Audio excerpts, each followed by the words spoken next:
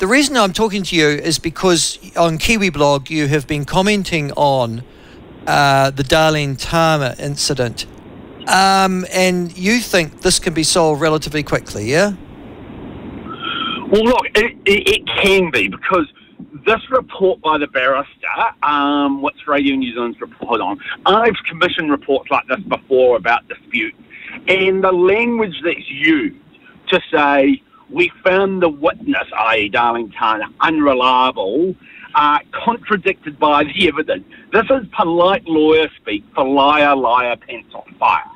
And that by itself is just like, this is an official inquiry commissioned by her party, and she lied to the inquiry. She's, and if she had any shame, she would be gone from Parliament, regardless of the truth about the migrant exploitation. That's got a process to work through. She lied to her colleagues. She lied to the inquiry. Stupid lies too. If you're going to lie, you should at least try and do it where it's not something as simple as going to the company's office and you can just checking who's now. I've just located my son. Okay, you go. I'm about to deliver the shoes to him. So you go. Stay there and come back. No, go. Let David do that. Let David do that, and then I'll come back to him. Good parent. I know exactly how he feels. I have to say though, it was always my children's lunch they forgot, Kelly, and so you would make the urgent call to lunch when you'd suddenly realise. You come back, you go, oh, God, they've left their lunch here.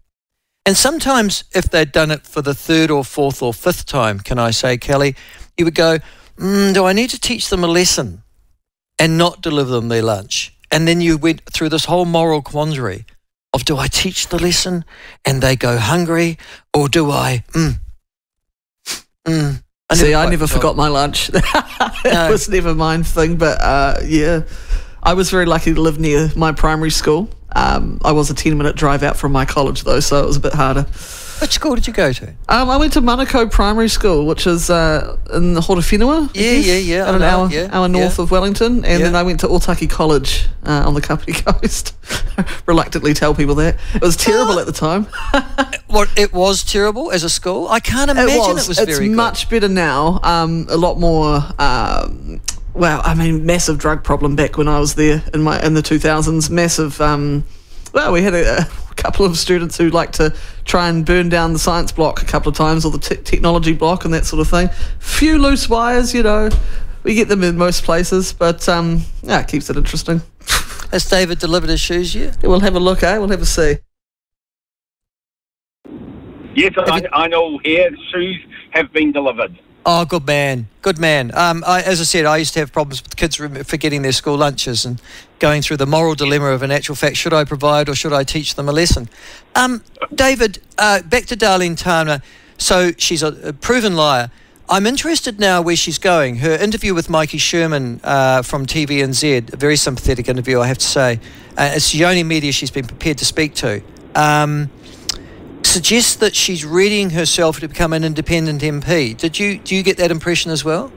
Oh, absolutely. It's always hilarious because the people she's consulting on whether to carry on are her family, her lawyer, her staff, etc.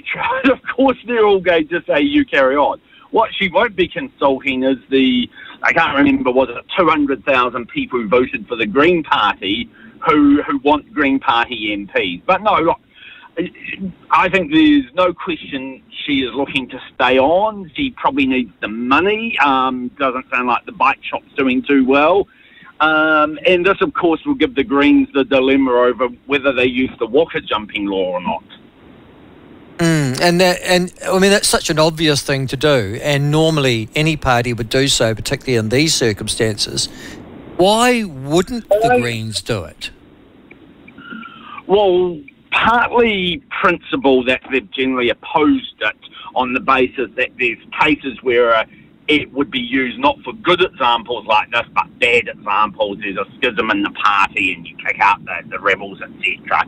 But I actually do think there's a case for them not to use it, or any party, in that, you actually do want there to be consequences for bad candidate selection. If it's that easy, where you select a bad candidate, you haven't done your background checking, and then you can just kick them out of Parliament, I actually think that gets rid of that incentive where you have to live for 2.5 years with them there as an independent MP because you didn't do a very good job of vetting. So there is a case for them not to use it. Time will tell. Yeah, except it affects the proportionality of Parliament. That's one thing. But also, the only reason that Darleen Tana got elected, right, was because she just happened to have the Green Party label on her back. So she has no legitimacy to be there. Look, she should resign. Absolutely, she should be shamed out. As a matter of whether they'll use the law to trigger that. And as you can imagine, anything in the Greens will need consensus. The membership will want to say, and that's going to be a bit of a test, I think, for them. What do they do? Having said that, without picking on a future MP, but the MP who comes in to replace her, his MA thesis. No, I've seen a guy. Every woke word possible in one paragraph, etc. So, for those who might be thinking they're going to get someone a bit more focused on the environment rather than wokeness, you're going to be in for a shock.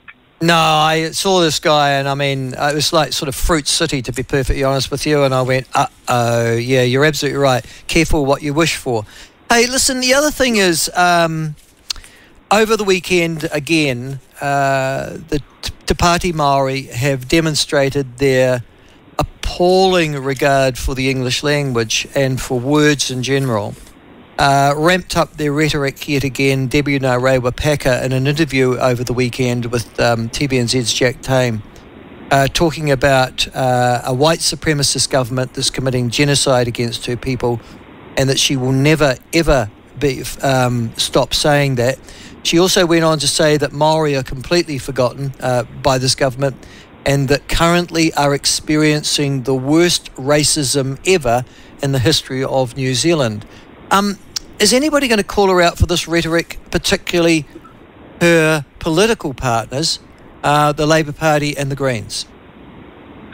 I hope so, because look, without sounding hysterical over it, we've just seen with the attempted assassination of Trump that countries where you have extremist rhetoric, where it's not that the other side have bad policies, they don't care, but that they're bad, that they're evil, it divides the country in a way where you can't accuse a government of genocide and say you're not calling for violence.